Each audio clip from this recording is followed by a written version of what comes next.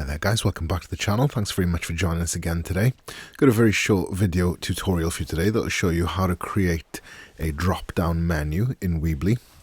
Just before I do so, there's a link in the description for this video that will take you through to a free trial version of Weebly.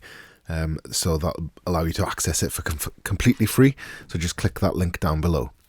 So as you can see on this particular template, we've got a menu that kind of splays across the screen like that. And to create a drop-down menu from that, all you need to do is very simple, is hit this little pages menu at the top here.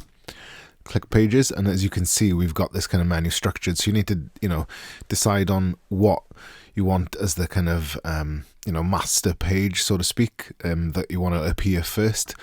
Put that at the top by sort of, clicking and dragging it.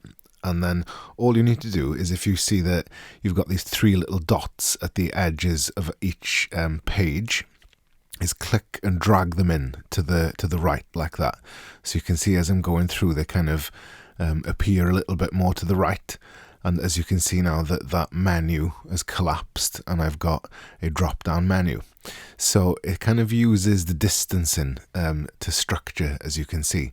So if you set them at different distances, they'll be, at different kind of structured differently, so to speak. So as you can see, as I'm adjusting that now, and I hover over it, you can see that now I've got three options that appear on the main menu that drops down, and then one sub option within there, and then a sub option within that. And you can see that that's reflected in how far they are from the left hand side. So you can see that the three options that appear most to the left, that have dragged that out, appear first, if that makes sense to you. Try and hold on here. So you can see that the contact page is more to the right than updates, but the test page is more to the right than contacts. You can see that they're kind of structured like that. So on the menu they appear within each other like so. But if I was to drag them out, for example, and put them all equally distance from the left hand side, then they all appear like that in the menu, if that makes sense to you. Yeah? So if I go back to the home page, you can see them a little bit better like that then.